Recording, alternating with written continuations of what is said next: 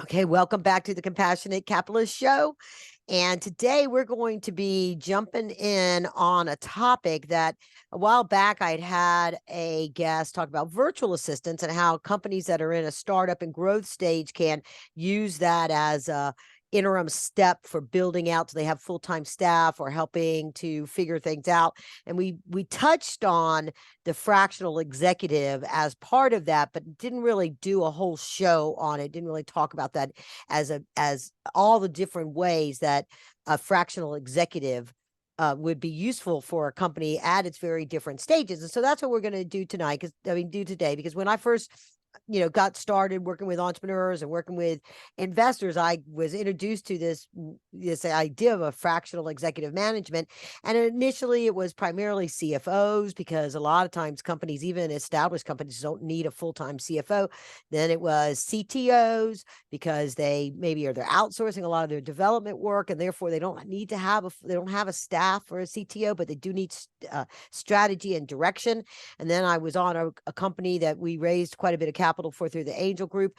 And the person that originally brought that to me was a legal interim. Instead of having a retained attorney or a full-time legal staff on it, was a fractional legal person, a CLO. And so CMO, which is our focus today with my guest, Brook. Oh, Brooke, I didn't even ask you how to say That's your last okay. name. I was like, wait, Janousek, how do you say your last name? Janousek, great, I great did job. it. I did You it. did Great. it. Okay. So CMO is the chief marketing officer. So a fractional CMO, and Brooke is going to be filling us in all about that and the benefits of that. But I wanted to also, sort of set the stage for the different people that listen to this, for you founders that are out there, for you established executives in a company that is, been around for a while and has, full departments, as well as for the investors that are out there, because it's really important to understand helping to chart a strategy, but also conserve capital if you've invested in the company. And fractional executives are a great way to do that. Interim executives are different from external consultants in that they typically exercise executive authority over direct reports. So it's like a department. They have management. They do all of those kinds of things within an organization.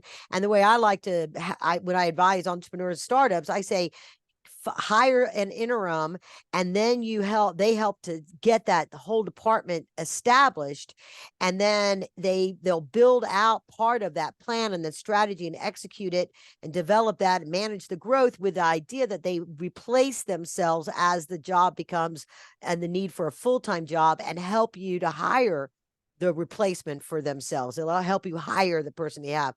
But they also, just so everybody knows, and I'm sure Brooke is going to be talking about this, they work for multiple companies. So we're going to get into about what do you want to do to have a successful fractional executive relationship, how you identify, how you make sure they're right for your corporate culture, and then also making sure that it's a success in the way that that relationship is structured.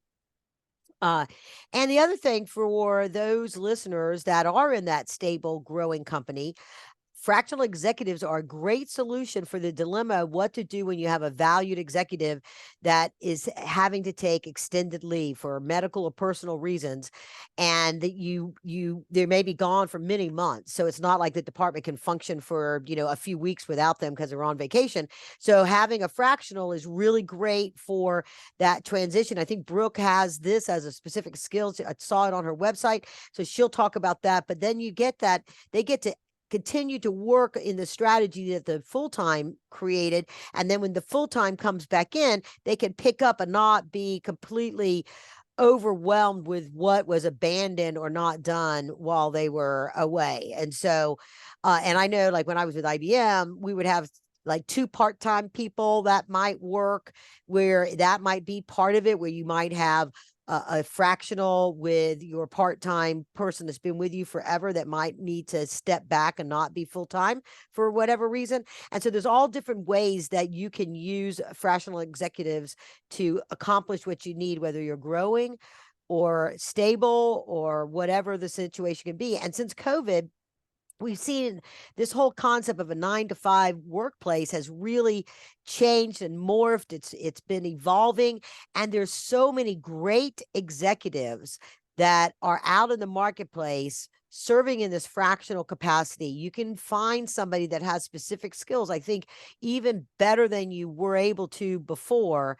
And it sets the stage to get very high caliber talent that you can pay a fraction of what you would if they were full time, because you're paying them with dollars, but you don't necessarily have to have all the bells and whistles of a compensation package that has stock incentives or certain kinds of profit sharing or just whatever types of things your other executives might have. So that's a really great way to think about using them, depending on what your own capital situation is and your own growth strategy is. So with that, please welcome Brook Janousek as Yes. the fractional CMO and digital nomad. We're going to talk about that, more of that later on a journey to intentionally live a joyful life. She's the founder of Grow CMO, a fractional leadership solution for effective marketing growth that she founded really just over a year ago. But after 2 decades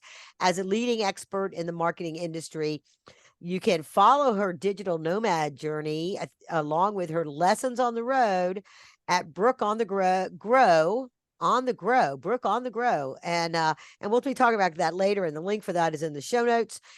So welcome, Brook. Thank you for being on the Compassionate Capitalist Show. Thank you very much for having me. So let's start. I want you to weave in like how you sort of, got on this journey, and maybe it'll come when we get into how you became a digital nomad. But let's make sure everybody's on the same page on the difference between marketing and sales, because a lot of times, particularly startups, I believe, have a confusion on what because and also people often say marketing and sales, right? It's like marketing and sales as if they're all in one, or there's somebody that can be an expert in marketing and sales. That's a one-stop shop, because you've got, when you talk about like in a financial statement, right? It's like it's your operational thing. It's your this, your that, your R&D and marketing and sales. They always put it together. So let's just like for our audience, just go to basic 101. What's the difference between marketing and sales? Yeah. So marketing is generating the interest in your company, and then sales is going to take that interested party and hopefully close the deal, hopefully Okay. sell the product or service to that individual. So So, they very much need to work hand in hand, but they right. are very much different. Yeah. Okay. So sales obviously is measured by closing and revenue and things like that. What are the ways that marketing is measured and measuring the effectiveness of a strategy and an executive? Yeah. So depending on if the marketer is charged with brand marketing or performance marketing, brand marketing, they could be measured on brand awareness, brand perception, or sentiment. But from a performance standpoint, is cost per acquisition. So how much did it cost for me to generate that lead that then turned into the sale? There are a lot of instances where marketing is also responsible for revenue generated. And so again, that is why marketing and sales need to work hand in hand. And if I'm generating a lead, I need that feedback from sales of, was that a good lead? Were they warm enough? Did they understand the value proposition? All of those things.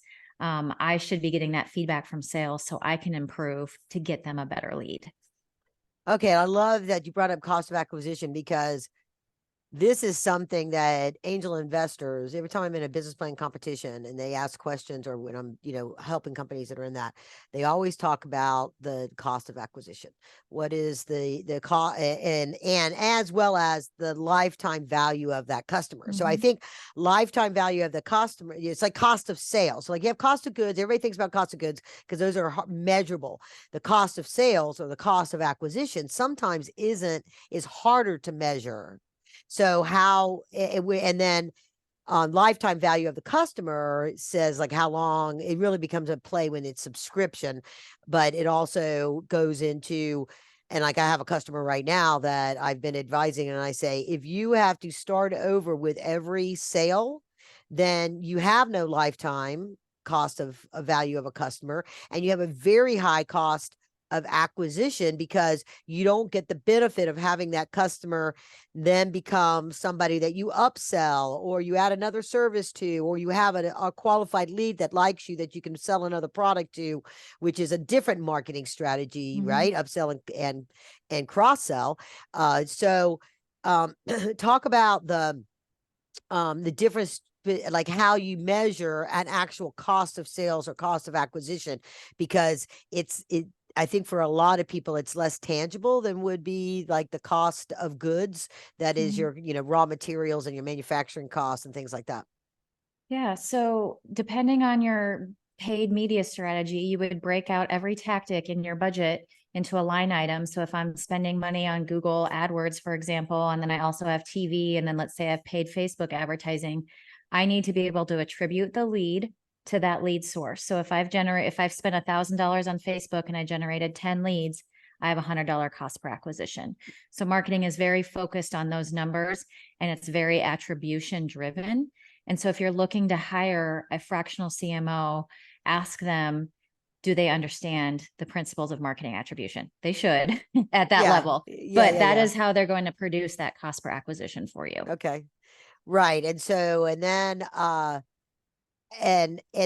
so kind of in because I want to go into, those questions when you're identifying, but I think this is interesting because so when you're looking at, so one of the big things, a function of a CMO would be, what is the right digital strategy? Because as I was looking at some of your background, you've done a lot of work with franchises, right? So franchising, selling a franchise or selling somebody to be interested in, that's a big ticket item, which is a lot different than somebody selling you to come and download the software and do a software trial or something that might have a small amount of money, either one time or over a subscription model or something like that. So how do you, because it seems like you might have to, one of the things so talk about first the difference of the CMO strategy, or that customer acquisition strategy on a big ticket versus a little ticket. And then I want to get into talking about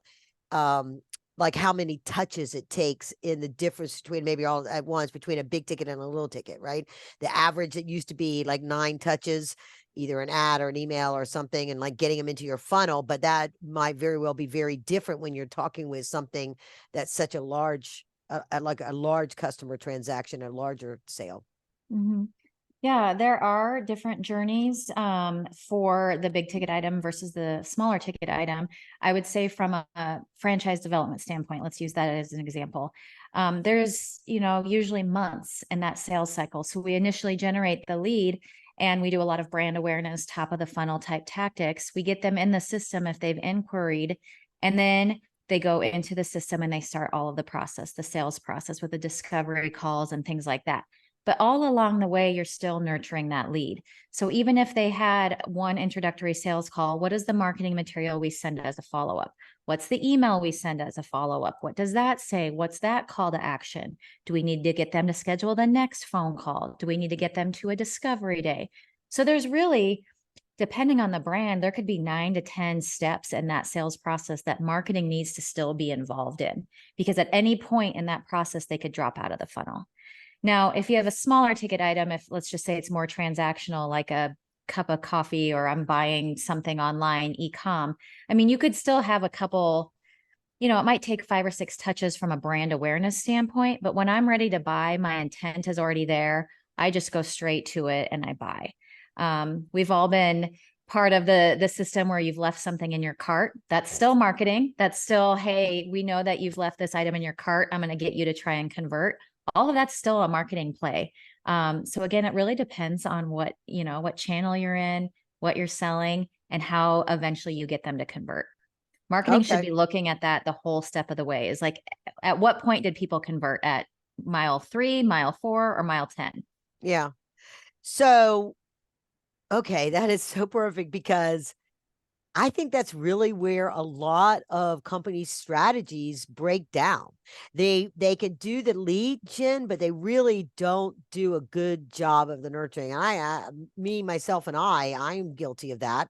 You think you build it and build it and they will come, right? And it doesn't really work. And you have to always be tweaking it and measuring it. I mean, the good news is that there's a lot of digital tools now that you can tell if they click on this, if they open that, if they look at this, and if they're not. And it might be when a salesperson picks up the phone and calls them or something, or those kind of things. But I think that that's really important what you just said about measuring it all along the way, not just at the acquisition. But that would be what would be that measure? Would that be a conversion measure? Because conversion Yeah. is the selling, or is it just measuring the different pieces and parts?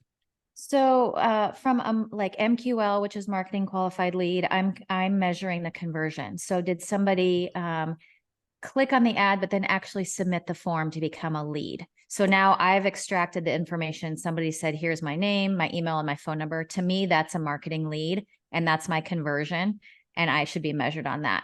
And then depending on the sales process, you can also start to look at the different conversion rates. So then I start to become interested in, is my next step to get them to book an appointment with me? What's that conversion rate? And then through the funnel. So it really depends on what the end result is and how long the sales process is. But I used to say, I generated the lead. I got you the lead. And now let's talk about how we're going to convert them. I've handed them over, but we still have to work hand in hand to convert them. Yeah. And so that's what you do. So talk about a day in the life of a CMO when you're filling in this interim, and you might have 3 or 4 companies. Are you in there like one day a week for each company, or does it just vary? And then keeping that's got it to me, that has to be, it's one thing to come in, like I know what I have to do tomorrow, what I didn't get done today or whatever, right? And I have tomorrow to do it. But when you're committed to multiple companies to be this person, is it really dependent on having really clear direction to a staff that's going to be executing it? Or how do you manage that and set the right expectation? Because they can't wait a week for Mm-hmm. something for this thing to get done that maybe didn't get done on that day, right? Or how does it not that siloed? Well, it's very much like running an ad agency of one. So I have a background in ad agencies, and so I rely on that quite a bit, my experience there. Whereas at the time I was an account executive in an agency and I would have 5 or 6 accounts that I managed. I treat it the same way, where I know that my capacity is 2 to 3 max clients that I can handle, because I need to have the time to think strategically and help them through their process.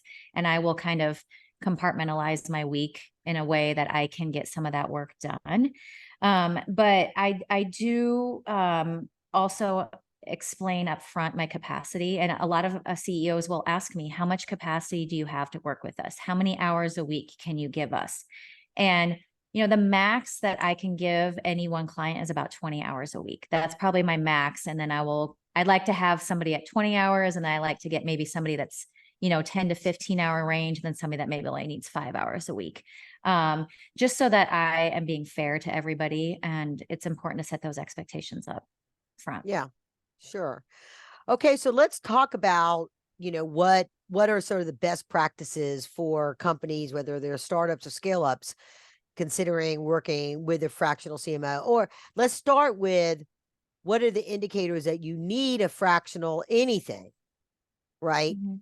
One of the things, like when I've been advising these companies, is, there's going to come a time where you're big enough that your bookkeeper can't do all this kind of stuff. You're going to have to create real roles and real departments, and somebody will be, your CFO might also do HR for a bit until you get to a certain size. So if they are doing marketing and sales as a combined function, at what point do they know they need to have an executive in that capacity, and 2 different, and maybe one, if a person is kind of doing it themselves and it's gotten big, when they know, oh, we're going to supplement this with a fractional CSO or fractional CMO or whatever? What's the first indicator that they should be thinking about bringing in a fractional executive? Well, I think it comes down to what their business goals are. And if they are a solopreneur that is a self-funded startup, at what point can they no longer handle the business? So one of my clients is a startup in the pet tech space, and he was doing everything on his own. So he was doing marketing, sales, coordinating with the tech company to develop our app, and then fulfilling. And it's like at some point, your goal for a business was to generate revenue, and that piece is slipping because you're doing it all. So how is my business being affected by the fact that I'm time constrained? And what's the most important thing that I need to offload so I can continue to focus on my high value activity? So I think the CEO really needs to look inward and say, where is it that I'm hamstringing myself? Where is it that I am preventing my company from growing? And then that's an indication that I need to bring someone in. And maybe ops is the first place instead of marketing. Like it would really depend on that business situation and what maybe the CEO doesn't have a strength in that they need to outsource. Okay. And then, so when they've sort of gone through that assessment, how do you know who to hire? Mm-hmm. So I think, let's say in this example, they decide that marketing is the piece that they can't do themselves anymore and they need to outsource it. So what I would encourage them to think about too is finding somebody that is a leader with marketing expertise. And the reason I say that is because if you're going to grow your company, you want a leader alongside you that can also think about the business from a holistic perspective, and then where marketing intersects. So somebody that can eventually lead a team if you want, them to come on full time. But having that leadership or that business acumen is going to be really important for startups as well, because you need key players at your C-suite level to help you get your business to where you want it to be. So making sure you're asking the right questions and seeing if they understand the business acumen, and also your marketing person should understand a P&L, because marketing is definitely a part of that. And so, what's their responsibility? Have they managed a P&L before? How much? All of that, and getting down to some real nitty gritty as far as what results they've generated before. Especially if you are trying to grow, you're going to need somebody that can help you scale quickly. Sure. And then I would think part of that is also, I think, like level of experience, because if they are managing all of these different hats at one time, if you will, or different accounts, it seems like that would experience become something really critical to Yes. know that they can handle the job. Yeah, I would say you're looking at somebody that has more than 12 years experience. But as you start to creep up, 15 years experience in the marketing world, you've probably got somebody that has had the experience, the life challenges to know how to manage their time best, how to manage a portfolio of clients, and has probably seen some situations that they can navigate professionally. And how important is it for them to have industry experience, marketing experience specific to the industry that the company is in? Yeah, that is a question I get asked often, and I have been in many interviews where that question has come up. And in my opinion, a consumer is a consumer, and it is the marketer's job to understand the insights, what makes that consumer tick, and what's going to motivate them to buy. So I know how to motivate somebody to buy a cup of coffee, just like I can figure out how to motivate somebody to buy a lawnmower. I just need to understand that consumer better. So in my opinion, I don't think you need that industry expertise. I will say, with a caveat, if there are some highly nuanced industries that are very regulated, like medical or even financial industries, where having some of that is going to help the learning curve quite a bit. And so I can understand that. But I think when you get down to some of these consumer goods, again, a consumer is a consumer. And if we understand the psychology of what makes them tick, we can market to them. Well, and I think that also becomes a real test of the company, because depending on their stage, one of the biggest challenges that definitely in startups is that they don't often understand who their true authentic customer is. And so that seems to me that if they understand who their true authentic customer is, it's much easier to convey that to somebody that is going to create the strategy of how you attract that customer. Versus Exactly. if I already know what that kind of a customer is because I've Mhm. been in that industry, right? It's like even like when it comes to franchising, somebody's interested in franchise, but are they interested in franchise because it's in the food industry versus franchise it's in the services industry versus franchise it's in Mhm. whatever else, right? Mhm. They're not just interested in franchise, they're not just interested in a widget, they're interested in a specific widget or a specific type of franchise, right? So that comes down to the authentic customer that the company should know, the Mhm. CEO should know. Yeah. And even then, from a franchise perspective, I have worked with many people who they get into it thinking that they want to go to the QSR route or whatever, and they end up in a home services franchise because it really does come down to the return on their investment and looking at the numbers. So, again, what's motivating to them?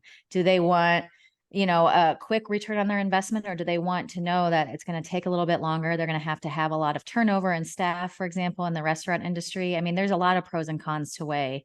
Um, again, it gets down to the customer motivation. Yeah. Okay, so how many? One of the things, and we talk. I have a number of shows that I talk about this because people don't understand the impact of corporate culture and the effectiveness, and this is something that I think also brings into play with this whole new the new work environment and this idea where a lot of times people are hybrid, whether they're working in the office or out of the office, and corporate culture. And the corporate culture of a startup is sort of get the job done no matter what. But then when you try to grow the company, and it's you can't that's not a sustainable, that's not actually corporate culture, so it becomes something else. How much does an interim exec be impact, influence, anything when it comes to either even like, because they're not there all the time, are they even part of the culture? Why is it important to have that sort of meeting of the minds with the CEO and the founders? Yeah, I the way I operate is I want to be integrated into the culture and I want to understand the business goals because otherwise I can't be effective. And so I want regular meetings with the CEO. I want to be able to be part of the executive team so I can hear what other departments are doing because marketing affects every single department. It affects product, it affects the accounting department, it affects HR. And so knowing that is going to allow me to be more effective in my role. So that is what I prefer. And I would encourage executives to think through that as well. Because otherwise, you just have somebody that's just kind of plug and play that's not going to integrate well with the culture. And that could cause some trouble downstream when it comes time to execute. People might not trust that person or want to work with them. Yeah, and so what are sort of the lessons learned, like the things that when you start working with a company that you have to be really clear on setting the expectations? I mean, you mentioned, oh, how many hours can I am I available, or how much time can I put into working with with your company?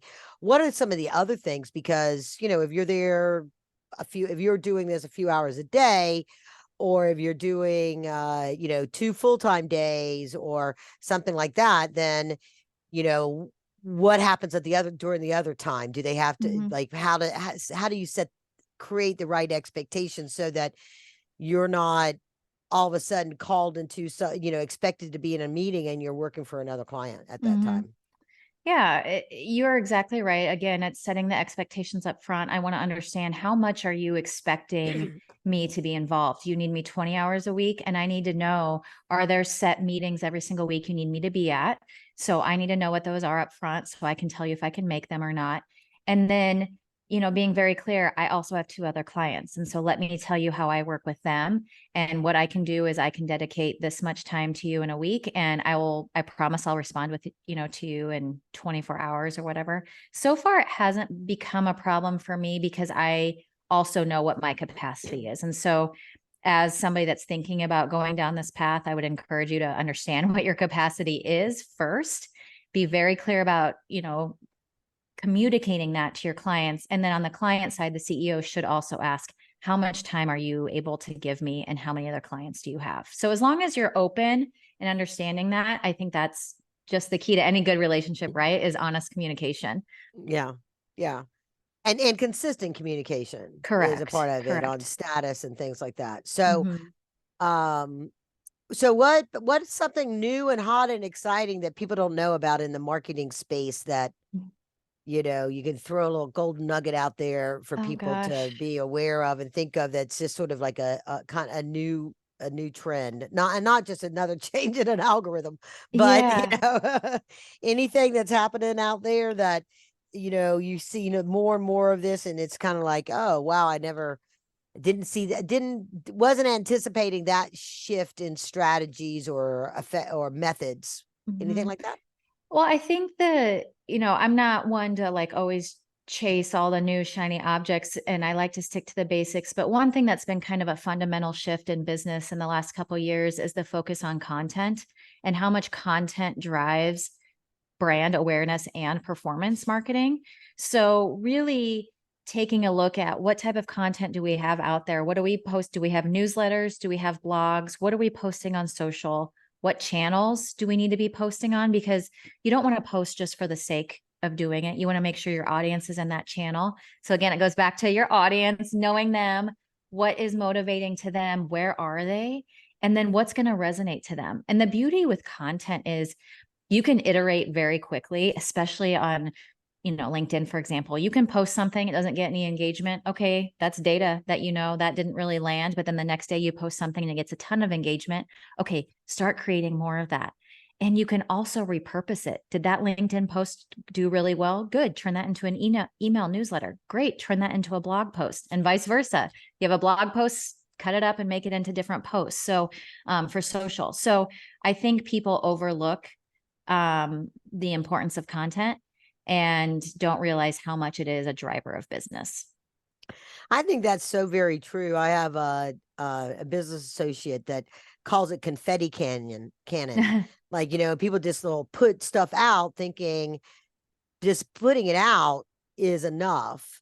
Mhm. And I know myself, as I've started measuring things with the launch of this new education, the compassionate and capitalist wealth maximizing system, that it is that it's really a challenge to figure out how to, because there is so much coming into people's screens, if you will, Mhm. how to get noticed and the difference, you know, and to me, like, and so please tell me if I'm off base on this, but selling, getting somebody to click through because you're selling some um influencer product, right? Versus a business something.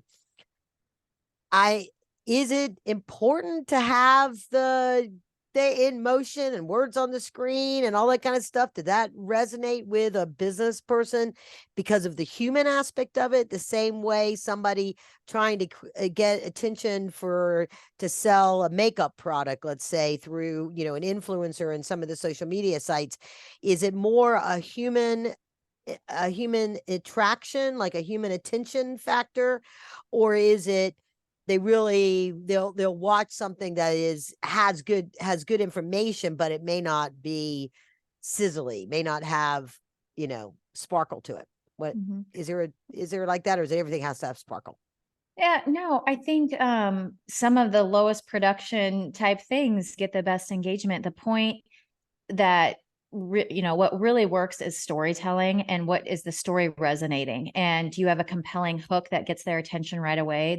There's a lot of studies and data that show that video works. So a short form video, just something that has motion, does attract the attention. But if you can have a strong compelling hook, an opening headline, or tell a story, that's going to perform well. And again, it Yeah. doesn't have to have a ton of sparkle. I mean, you can just do a quick reel and that could go gangbusters.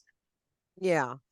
Yeah, so that's the thing that it may be, because I would bet I'm a little confused on it. So I would bet there's plenty of other people out there listening that are confused on it. what is the actual effective reach, the difference between like, let's just use Meta or Facebook as most of us know it as, reels, stories, shorts, posts? What's the Like, reach? well, because perception would be that only my world sees the stuff that I post. So when you want to break through to net new, eyeballs, Mhm. a public post may not, versus reels are intended to be delivered to a new audience. Because of course, on my phone, Mhm. I get like all kinds of reels that Mhm. apparently I like lots of abandoned animals because I get Mhm. all the abandoned animal reels. Oh. But I try not to. I've gotten like, okay, stop clicking on those. You'll get out of that Mhm. algorithm if you stop clicking and watching Yeah. those things in a while. But so talk just here's a little golden nugget to take away when people are trying to understand, like, and repurposing it helps, but they're trying to get their message out to new people. Mhm. Where do they put their emphasis on if their audience is on Facebook? Okay, so if in this example, if their audience is on Facebook, then I would be definitely using stories and videos. And you also have to play the game, and there's got to be some paid dollars behind it. So organic is not going to just do it for you anymore. They want organic and paid working hand in hand. So when I say organic, I mean just posting and the people that follow you see it, and you haven't put dollars behind it to boost it. When you put dollars behind it to boost it or advertise it, then you get to select how large your audience is. So you get to go into the ads manager and say, I want everybody in New York City to see this. Okay, great. Now they can see it. They cannot interact with it. Those are two different things, So if you watch the video views, if it says 3 seconds, it's probably because they just kept scrolling. You want to see, are they watching 6, 9, 15, 30 seconds? Did they play the video all the way through? That means you had some really good content. They were really interested in that. So those are some metrics to pay attention to. Then on social is like the full video views. That's the ultimate coup, is if you get somebody to watch the whole thing. Yeah, and that's done through the reels or through the stories or both? Well, it could be, yes. So reels would be on Instagram, and then stories are gonna be where you produce, or excuse me, publish your reels. But then you would look at your data insights. You can also produce videos off platform and then just upload them to the platform as a post or an ad. Yeah, right. Okay. Anything else that you want to make sure our audience knows about when it comes to marketing strategy, fractional CMO, before we dig into the digital nomad stuff? No, I think you've asked some really good questions and have pulled a lot of insights out. So I think we're good. Okay, great. Great. I think so. I learned, I always seek to learn something myself. And I figure if I learn something, then my audience definitely learned something, Mm-hmm. because, I have the unique advantage of having these kind of conversations with a lot of different people. So, Mm-hmm. it's always nice to learn something new every day. And that's why everybody Mm-hmm. tunes into the Compassionate Capitalist show, so they can learn something new every day. They listen to a new show every day. No.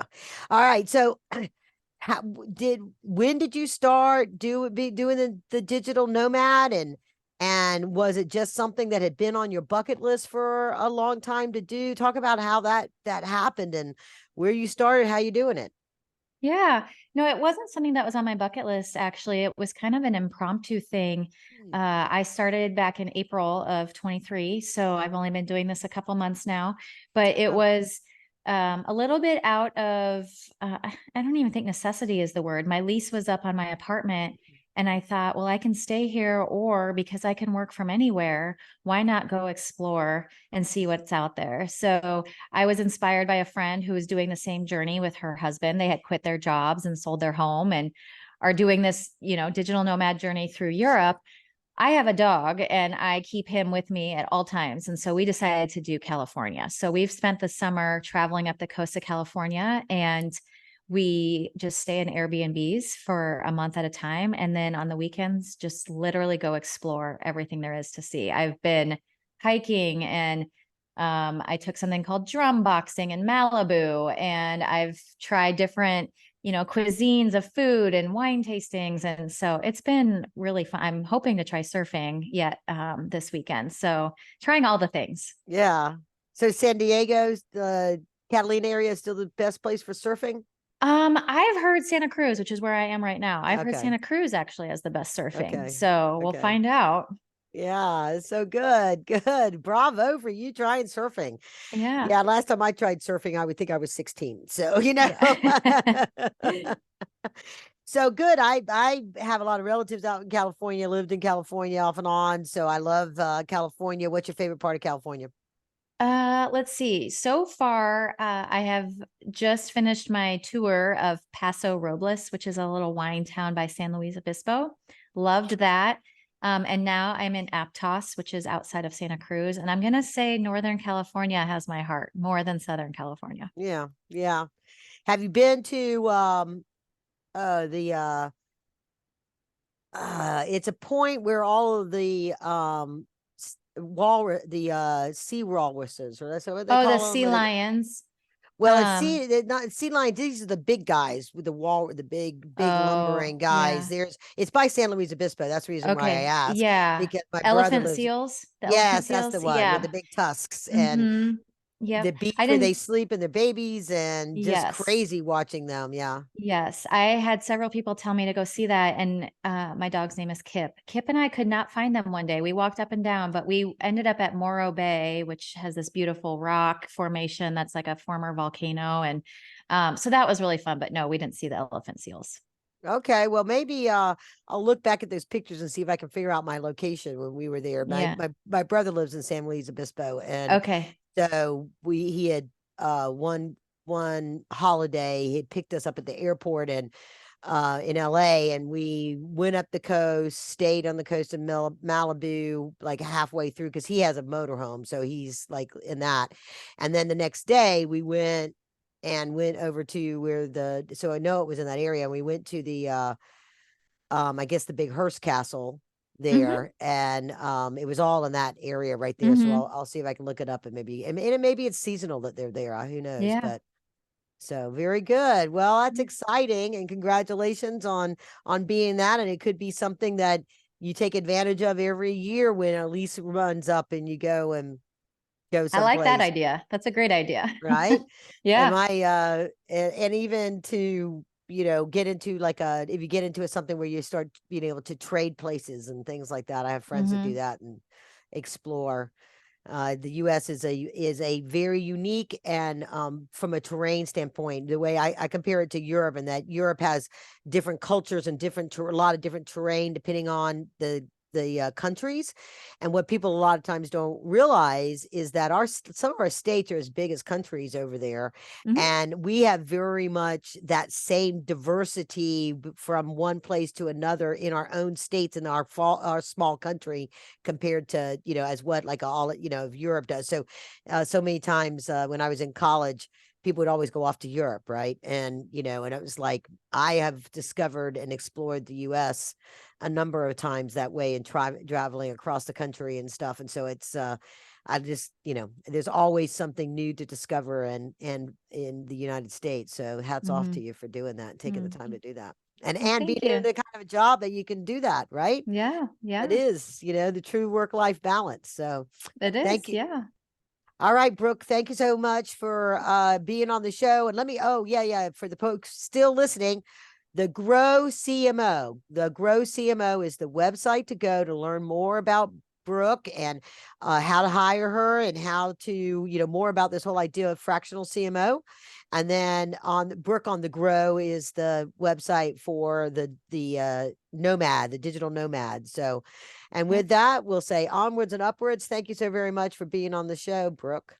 Thank you very much.